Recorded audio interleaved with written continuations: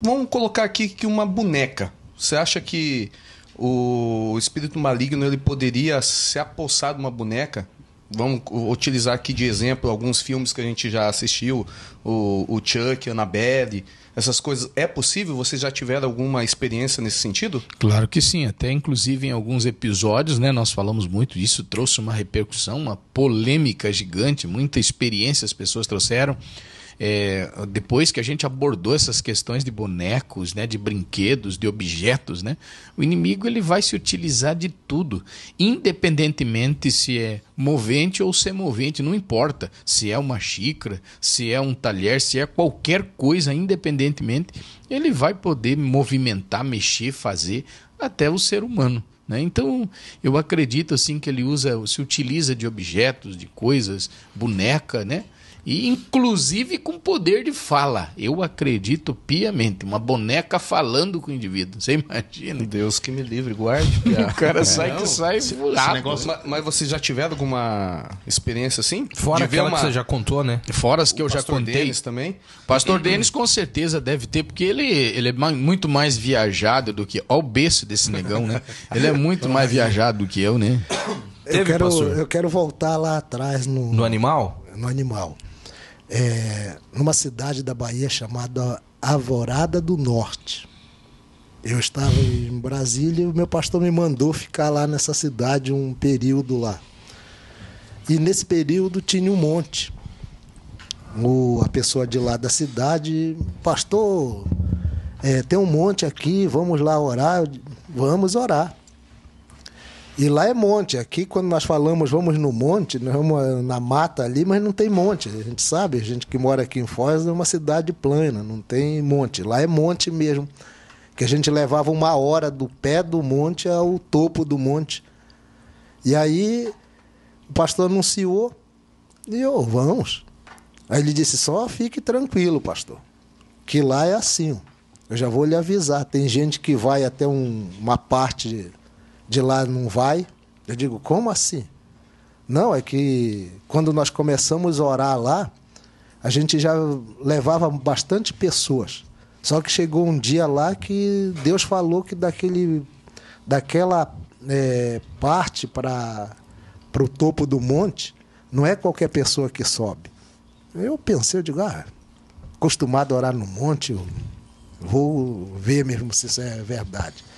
Chega lá, nós subimos em bastante pessoas. Quando chegou, mais ou menos faltando uns 20 minutos para chegar no topo desse monte, ali começou a travar pessoas. Algumas pessoas começaram a parar e eu pensei, eu digo, mas o pastor falou e está acontecendo? E de repente começou a gente descer. Aí uns foram passando e nós passamos, chegamos lá no topo do monte. Aí o pastor disse assim, você sabe por que aqueles irmãos desceram? Eu disse, não, pastor. E disse, se eles tentassem subir, quem tenta subir, quando chega aqui no topo do monte, aparece um touro e põe todo mundo para correr. Desses aí que Deus não permite eles chegarem aqui no topo do monte. E eu fiquei com aquilo na cabeça, eu disse, mas esses dias que eu vou estar aqui, eu quero ver isso. E outra sexta-feira subimos de novo o monte.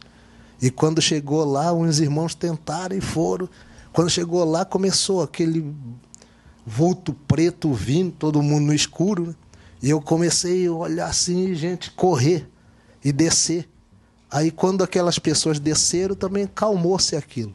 Então eu entendo que o inimigo, ele tem poder sim, não como o nosso Deus. Nosso Deus é o Todo-Poderoso, mas ele pode se manifestar através de um animal, através de boneca. Lógico que quando é boneca, vai se manifestar mais em crianças. Até mesmo porque eu já resolvi uma situação assim, para a honra e glória de Deus, que eu fui orar numa casa em Santa Catarina, e na hora da oração entrei no quarto da criança e comecei a orar, e cheio de bonecas.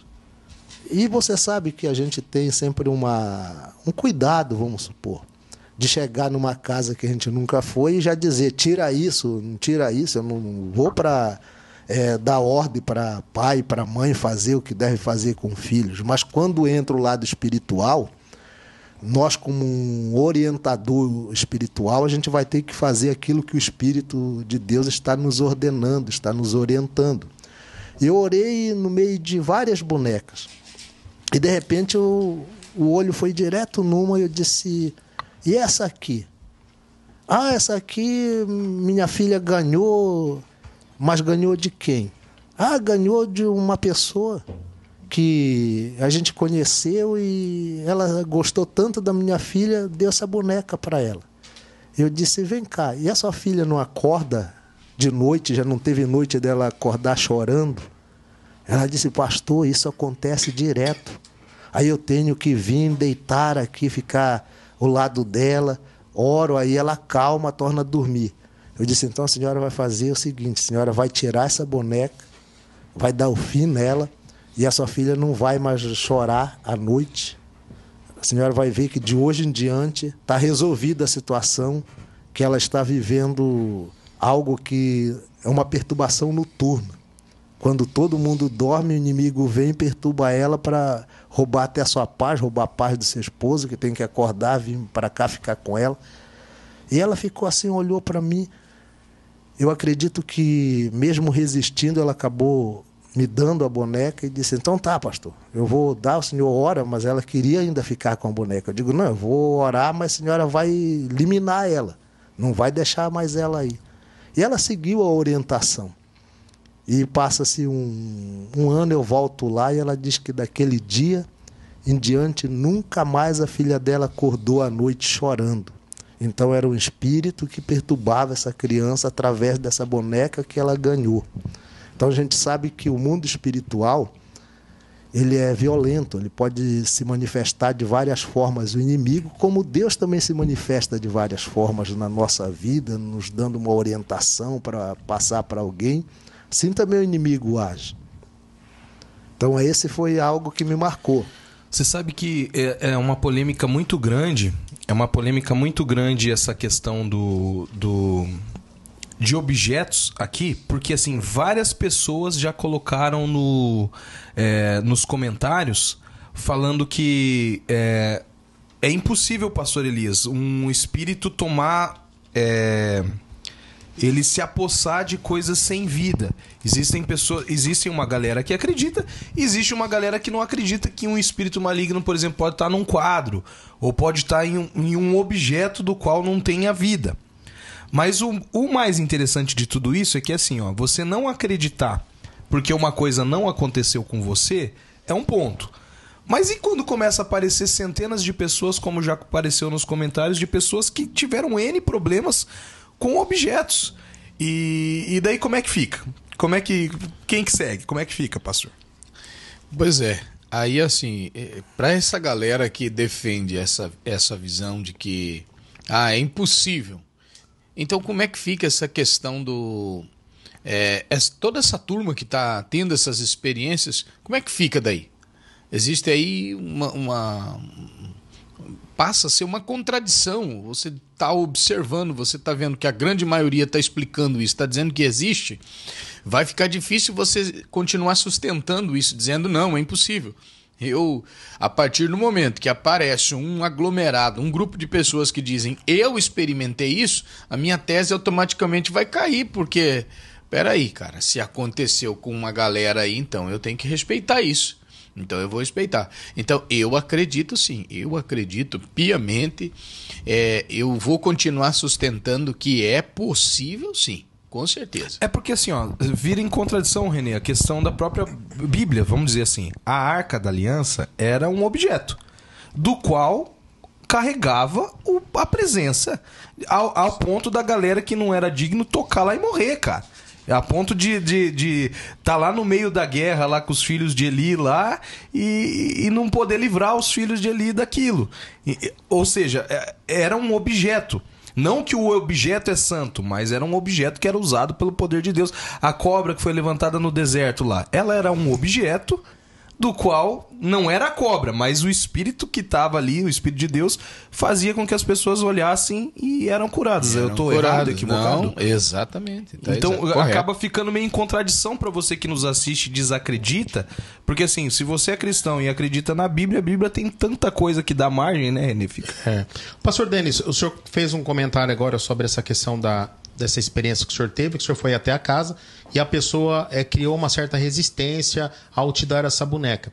A minha pergunta é direcionada para os dois. Em situações como essa, como é que funciona? Porque assim, existe a gente sabe que o mundo espiritual ele é todo organizado, assim como os nossos pastores, vocês estão aqui, tem uma legalidade sobre nossa vida. Uma coisa é vocês entrarem na nossa casa, né, e vocês determinarem algo. Existe uma legalidade no mundo espiritual para isso, ok. E quando vocês são convidados a orar ou a ir à casa de alguém no qual vocês não são pastores, como é que funciona? Se houver uma resistência, obedece ainda a voz, no caso assim, se retirar com um pouco mais de contra a vontade do proprietário ou não?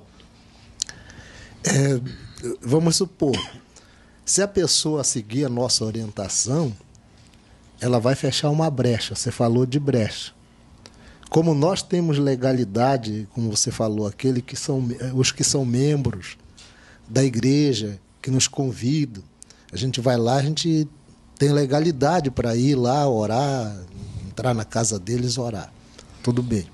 Como existe também o outro lado espiritual, que é forte também, o inimigo, não mais do que o nosso Deus, fica bem claro, ele também tem legalidade. Aquela boneca ali era uma legalidade que estava sobre aquela casa porque ganhou, não sabia a origem da pessoa que deu, porque gostou da menininha, deu a boneca para ela. Então tá.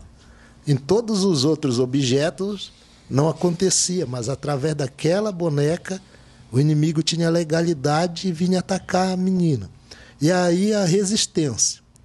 A gente vai fazer, eu pelo menos, vou fazer a minha parte. Eu vou dizer, o mal está aqui, Deus está me tocando que é para você fazer isso, tirar daqui, você vai ser livre disso. Se a pessoa resistir e falar, não, eu não vou poder fazer nada, eu dei a orientação. Eu sempre digo que uma orientação vinda de Deus, ela vem para transformar a vida, para mudar a vida, vem para fazer toda a diferença. Lembra lá da viúva que estava com dívida, os 2 filhos estavam sendo ameaçados de trabalhar como escravos, que era normal nessa época, a pessoa que tinha uma dívida muito alta ia ser escravo do outro. E o que acontece? Ela não buscou uma orientação no homem de Deus, e o homem de Deus não deu a ela uma orientação que mudou a vida dela. O que ele disse? O que tu tens em casa? Não tenho nada. Então tá, agora você vai receber uma orientação. Vá lá chega lá na rua da tua casa, pede vasilhas, empresta, não poucas, mas muitas. Entra, fecha a porta e o que vai acontecer? O milagre aconteceu. Se ela faz ao contrário, ela recebeu a orientação e ela fez segundo a palavra do homem de Deus. Por isso que aconteceu. E assim, irmão René, quando você recebe, as pessoas recebem uma orientação de um homem de Deus e eles seguem, Deus vai ser glorificado porque Deus vai fazer a obra. Agora não adianta o homem de Deus ir na casa e dizer, aqui está o mal. Deus está me tocando que é para você fazer isso, tirar isso, pôr isso, e a pessoa fazer o contrário, aí a pessoa não vai viver aquele sobrenatural que ia acontecer, porque Deus sempre trabalha em cima da obediência. Deus não vai trabalhar em cima da desobediência. E o que nós, como representantes de Deus, nós somos quem? As pessoas que vamos dar a orientação. E se é Deus que está falando, o que acontece? Deus está falando. Então, se eu obedecer, eu vou viver aquilo que Deus está me orientando a passar para aquela pessoa. Eu vou viver, não, mas a pessoa vai viver porque Deus vai ser glorificado, Deus vai fazer a obra, amém?